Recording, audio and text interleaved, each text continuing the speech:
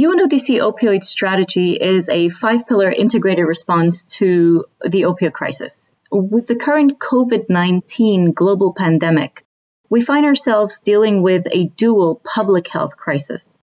And today I'm glad to be joined by Neil Walsh, Chief of UNODC Cybercrime and Anti-Money Laundering Section, which is a collaborative partner of the UNODC-led global response to the opioid crisis, also known as the UNODC Opioid Strategy. Neil, thank you so much for taking the time to speak with us today. My pleasure, Asma. And I will be asking you 3 very simple, very quick questions. The first is, in the context of this dual public health crisis, how has COVID-19 and all the physical distancing measures influenced online trafficking of synthetic drugs, including synthetic opioids? It's a great question, and whilst the question might be simple, I'm not sure that the answer is. We've seen a real evolution of online criminality since the start of the crisis. Most drug trafficking, whether it's opioids or right the way through to your cocaines, your heroines, rely on things being able to move across borders, whether it's precursor chemicals, whether it's originating materials, or the final product reaching a destination. And as we know, postal systems have suffered. The ability of regular aviation has suffered. So all of these are making criminals and criminal groups rethink how they do their business. And fundamental to all of this is the ability to make money, to make a profit. So if you're used to having money moved around to support your opioid trafficking, how do you get access to it? Do you have to wait until the crisis subsides? Do you turn your tangible assets into cryptocurrencies? Do you try and wire transfer through Western Union or a post office or something? Or do you just simply step back and wait? We've certainly seen from the work that we're doing on the darknet, seeing criminals who are not normally active in cybercrime trying to change their approach to continue to make money, but also to try and exploit the pandemic, looking at how the financial crisis is going to impose. And then we obviously know how we see drug trafficking going hand in hand with whenever economic crises hit and health systems start to collapse. So I think we need to continue monitoring this. I think we need a lot more effort from member states, but also from web-based controllers to look at how those originating materials and how final products of opioids are being moved and how that trafficking is evolving during this time. Thank you so much, Neil. And this brings up a really interesting point. How has this also impacted then law enforcement efforts for, to interdict online trafficking of synthetic drugs and synthetic opioids? With the physical distancing, with the constraints that have been put by COVID-19, how is law enforcement and specialized online counter-narcotic trafficking forces, how are they responding to this?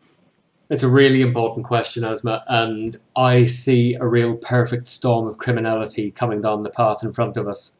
We see an increase in online crime. We see a decrease in law enforcement capacity because often specialised units have been diverted into doing quarantine enforcement. We also see specialised officers and prosecutors and judges getting sick. So we see a reduction or a potential reduction in capability in some countries. We see an increase in crime. We see a financial crisis coming behind it. And as we know, crime and terrorism exploit vulnerabilities, and they exploit financial vulnerabilities, and they exploit individual vulnerabilities. So I think, and my appeal and our appeal, I suppose, to government is this is not the time to de-invest in your criminal justice systems, or to think that this is solely a health response. It isn't. This is a whole of government response. This is a global response. Don't for a moment think that you're sitting in one country and you're safe from this. Organised criminals are seeking to exploit and to make money from all of this.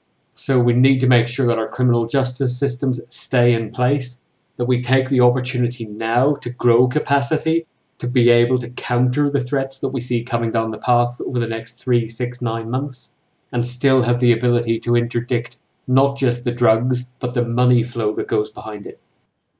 Thank you, Neil. And, you lead an international team of experts on cybercrime and on anti-money laundering.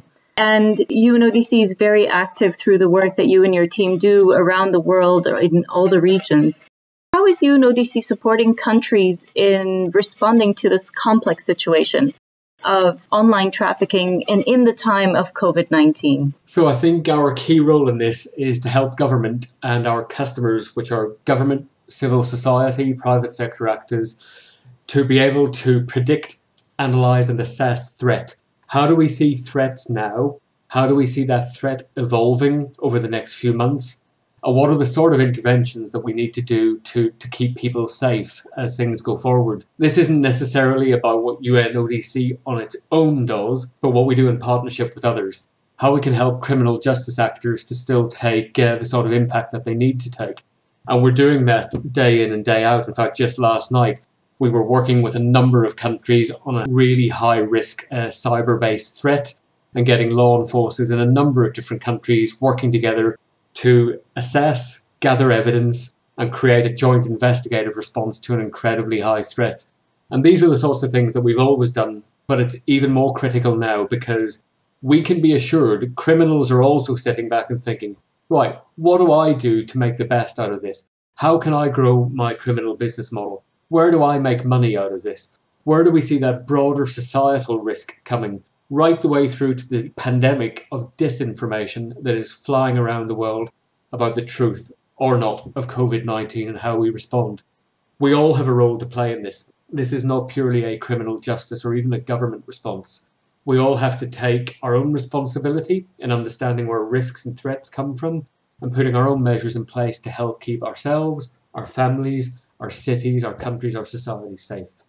Thank you very much, Neil, for that and for once again taking the time out of your very busy operational work round the clock in keeping all of us safe from these kind of cyber attacks and cyber crimes that are ongoing, and in particular for assisting member states and assisting countries in being able to respond to ongoing online trafficking of synthetic drugs and synthetic opioids, and particularly given this dual public health crisis environment that we're dealing with. Thank you for your time and thank you for speaking with us today.